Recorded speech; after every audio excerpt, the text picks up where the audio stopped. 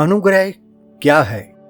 Bible में खासकर नए नियम में हम अक्सर अनुग्रह शब्द को पढ़ते हैं। इसके साथ साथ विश्वासी लोग भी कई बार इस शब्द का प्रयोग करते हैं। परंतु असल में अनुग्रह है क्या? हमारा आज का बाइबल संदेश इसी शब्द पर अर्थात अनुग्रह पर आधारित है। आएं देखें कि इस विषय में बाइबल क्या कहती है। अनुग्रह को समझने के लिए हम इसे मुख्य रूप से 3 भागों में बांटेंगे। पहला, इसकी परिभाषा, दूसरा, इसका प्रकटीकरण और तीसरा, इसका प्रयोजन। अनुग्रह की परिभाषा। बाइबल की भाषा में अनुग्रह के लिए जो शब्द का प्रयोग किया गया है उसका दायरा कुछ बड़ा है। हम संक्षिप्त रूप में कह सकते हैं कि यह परमेश्वर की ओर से कृपा दृष्टि के रूप में वह सहायता है जो परमेश्वर मनुष्य को प्रदान करता है। यह सहायता वह मनुष्यों के उद्धार के साथ साथ उसके नए जीवन में सिखलाई के लिए भी प्रदान करता है। यह वह इसलिए करता है कि परमेश्वर होने के नाते यह उसके व्यक्तित्व में है कि वह ऐसा करे। दूसरा मतलब, यह प्रसन्नता की वह अवस्था भी है जिसमें आनंद शामिल होता है। प्रेरित पौलुस अपनी पत्रियों में इस शब्द का खुलकर प्रयोग करता है। चाहे जीवन व्यक्तिगत हो या फिर सामूहिक रूप में कलीसिया के लिए, अनुग्रह की महत्ता इसी से स्पष्ट हो जाती है कि नए नियम की अधिकतर पत्रियों की शुरुआत एवं अंत इसी के साथ होता है। अनुग्रह का प्रकटीकरण। बाइबल कहती है परमेश्वर अनुग्रहकारी है, जिससे अभिप्राय यह कि यह परमेश्वर का एक गुण है। यह गुण उसके वचन में मनुष्य के साथ उसके वर्ताव में दिखाई देता है, परंतु इसका पूर्ण प्रकटीकरण प्रभु यीशु में दिखाई देता है। बाइबल कहती है, और वचन देहधारी हुआ और अनुग्रह और सच्चाई से परिपूर्ण होकर हमारे बीच में डेरा किया। उसकी जनतक सेवा के शुरुआत में हम लूका 4 में पढ़ते हैं, जो अनुग्रह की बातें उसके मुंह से निकलती थी, लोग उनसे अचंभित हुए। उसकी बातों के साथ साथ उसके कामों में भी अनुग्रह की झलक दिखाई देती थी, जिसके चलते वह भलाई करता और अच्छा करता फिरा। बीमारी की वजह से, अशुद्धता के कारण जो समाज में दूरी बना के जी रहे थे, उसके अनुग्रह के स्पर्श से भले चंगे हो वे केवल इंसान की नजदीकी में ही नहीं बल्कि परमेश्वर की नजदीकी में भी आ गए। प्रभु यीशु में अनुग्रह के प्रकटीकरण की चरम सीमा तो क्रूस की मृत्यु में उजागर हुई है। परमेश्वर का वचन कहता है, तुम हमारे प्रभु यीशु मसीह का अनुग्रह जानते हो कि वह धनी होकर भी तुम्हारे लिए कंगाल बन गया, ताकि उसके कंगाल हो जाने से तुम धनी हो जाओ। मानव रूप में आने से पहले वह परमेश्वर के साथ महिमा में था। यही उसकी धनी के रूप में पहचान थी। उसका मानव रूप में आना ही हमारे लिए उसका कंगाल बनना है और फिर क्रूस के ऊपर अपने आप को बलिदान के रूप में देकर जो कार्य उसने पूरा किया है, उसी की वजह से हम धनी बने हैं। इसी कार्य की वजह से परमेश्वर ने हमें मसीह में स्वर्गीय स्थानों में सब प्रकार की आत्मिक आशीष दी है। अनुग्रह का प्रयोजन। एक विश्वासी के जीवन में अनुग्रह का क्या प्रयोजन अर्थात मकसद है, इसे भी हम 3 दृष्टिकोण से देखेंगे। पहला, हमारा उद्धार। दूसरा, हमारा वर्तमान जीवन। तीसरा, हमारी आशा। पहला दृष्टिकोण, हमारा उद्धार। जैसा कि हमने पहले जाना कि अनुग्रह परमेश्वर की ओर से एक सहायता है जो वह एक पापी मनुष्य को प्रदान करता है, जो वास्तव में न्याय एवं सजा के सिवाय किसी और चीज का हकदार नहीं। प्रभु यीशु ने गतसमनी में प्रार्थना करते हुए कहा, हे मेरे पिता, यदि हो सके तो यह कटोरा मुझसे टल जाए। अगर हमारे बचाव के लिए एवं परमेश्वर से मेल मिलाप के लिए परमेश्वर के पास कोई दूसरा विकल्प होता तो वह जरूर प्रभु यीशु के सामने से कटोरा हटा देता। अगर परमेश्वर के पास दूसरा विकल्प नहीं था तो मनुष्य के पास विकल्प तो क्या, अपने उद्धार के लिए कुछ कर सके यह संभावना भी नहीं बचती। इसीलिए बाइबल बचे हुओं को कहती है, अनुग्रह ही से तुम्हारा उद्धार हुआ है और यह तुम्हारी ओर से नहीं वरन परमेश्वर का उपहार है। प्रभु यीशु के द्वारा वह कटोरा पीने अर्थात क्रूस पर अपने आप को बलिदान के रूप में चढ़ाने के द्वारा यह संभव हुआ कि परमेश्वर का वह अनुग्रह प्रकट है जो सब मनुष्यों के उद्धार का कारण है। अनुग्रह से उद्धार का मतलब कि परमेश्वर ने सब मनुष्यों के उद्धार के लिए जो करना बनता है वह प्रभु यीशु के द्वारा कर दिया है। अब मनुष्य के लिए केवल यही बचा है कि जो परमेश्वर ने किया है उस पर विश्वास करे और उद्धार पाए। दूसरा दृष्टिकोण, हमारा वर्तमान जीवन। अनुग्रह केवल हमारे उद्धार तक ही सीमित नहीं, बल्कि तीतस की पत्री के अध्याय 2 में लिखा है कि अनुग्रह हमें चेतावनी देता है कि हम अभक्ति और सांसारिक अभिलाषाओं से मन फेरकर इस युग में संयम और धर्म और भक्ति से जीवन बिताएं।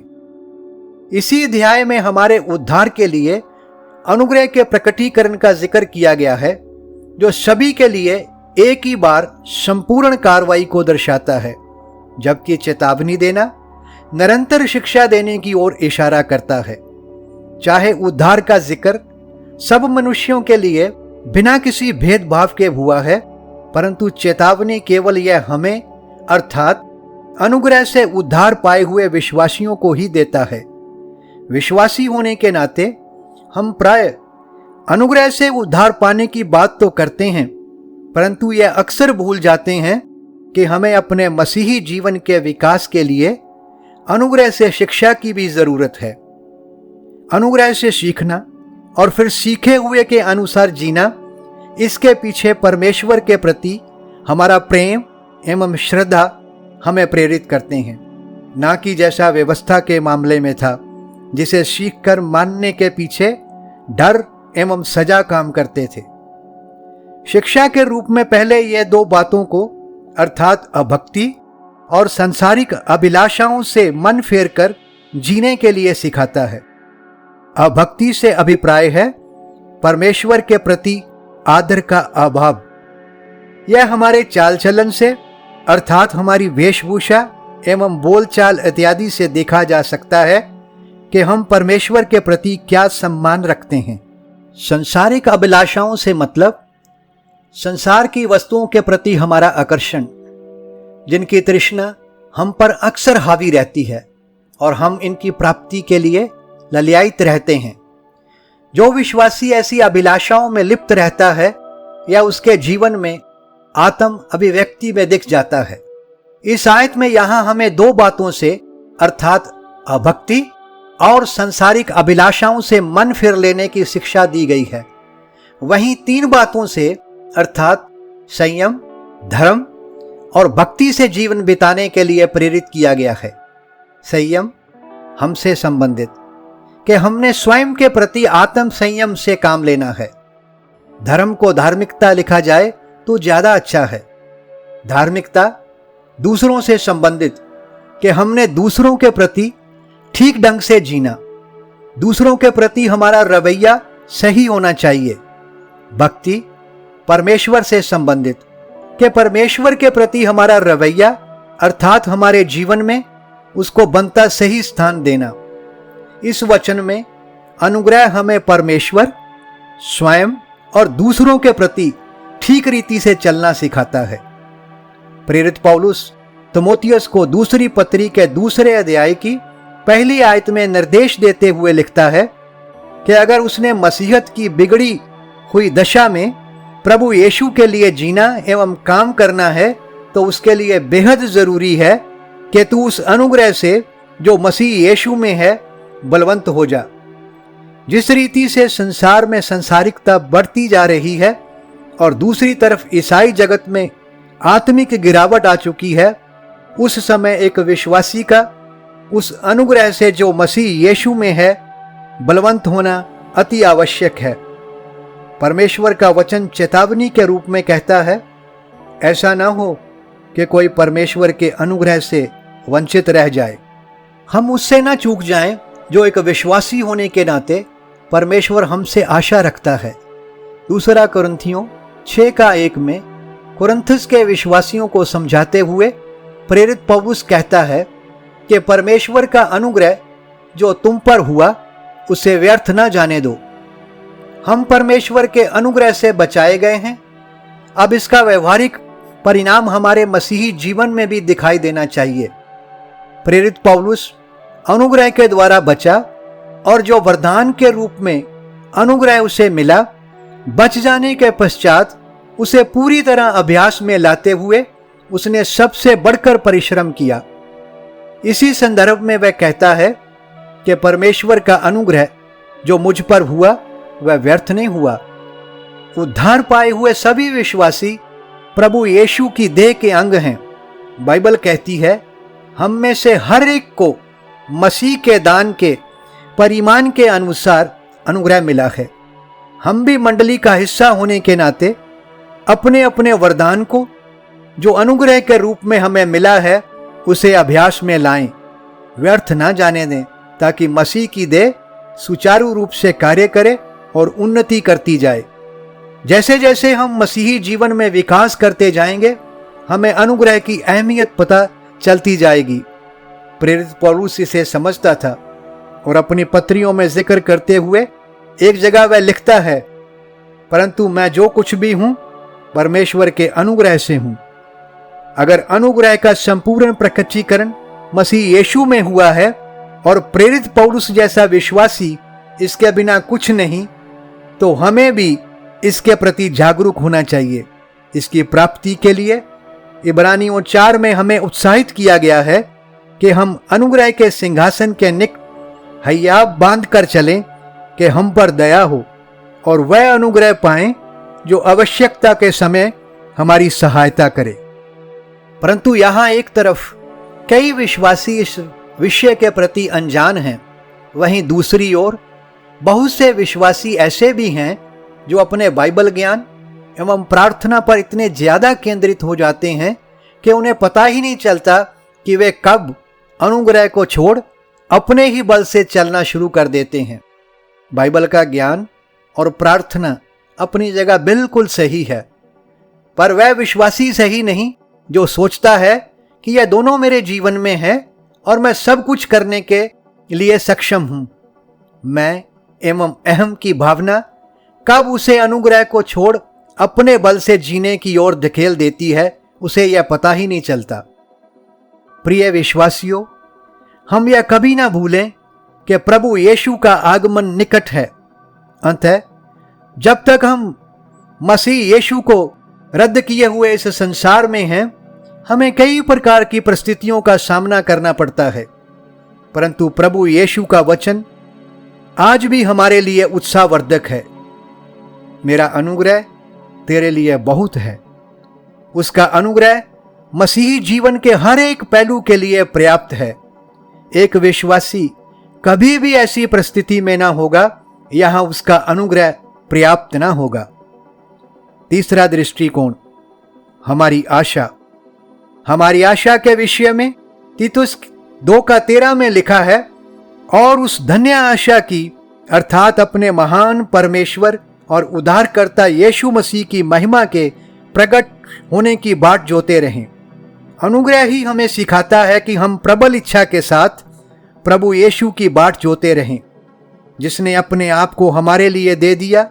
अब वही प्रभु यीशु दोबारा आ रहा है। अनुग्रह ने यहां हमें यही वादा दिया है कि वह महिमा में प्रकट होगा और हम उसकी महिमा को देखेंगे भी और उसमें शामिल भी होंगे। इससे पहले कि यीशु मसीह की महिमा का प्रकटीकरण हो, उसे जिस भव्य नाम अर्थात महान परमेश्वर और उद्धारकर्ता यीशु मसीह से संबोधित किया गया है, वही उसकी महिमा को प्रकट करता है। वर्तमान समय में यही धन्य आशा उत्साहित करती है कि अनुग्रह से उद्धार पाए हुए विश्वासी अनुग्रह से शिक्षा पाकर परमेश्वर को महिमा देता हुआ जीवन बिताएं। अनुग्रह की परिभाषा और फिर इसका प्रकटीकरण प्रभु यीशु में, अर्थात उसकी जनतक सेवा में, क्रूस की मृत्यु और पुनरुत्थान में दिखाई दिया। वर्तमान समय में अनुग्रह का कार्य सिखाने में निरंतर चल रहा है। जल्द ही वह समय आने वाला है जब इसका मिलन जा परमेश्वर की महिमा से होगा। क्यों ना हम अपने आप को इसके परोपकारी प्रभाव में ज्यादा से ज्यादा लाएं, ताकि इसका परिणाम हमारे अच्छे मसीही जीवन एवं भले कामों में दिखाई दे। परमेश्वर करे कि हमारी हार्दिक इच्छा भी वचन में अंकित प्रेरित पत्रस की इच्छा से मेल खाती हो, जो कहता है, हमारे प्रभु और उद्धारकर्ता यीशु मसीह के अनुग्रह और पहचान में बढ़ते जाओ। परमेश्वर आप सबको अपने अनुग्रह से इस संदेश के द्वारा आशीष दे और आपके मसीही जीवन में उसकी महिमा के लिए विकास हो। धन्यवाद।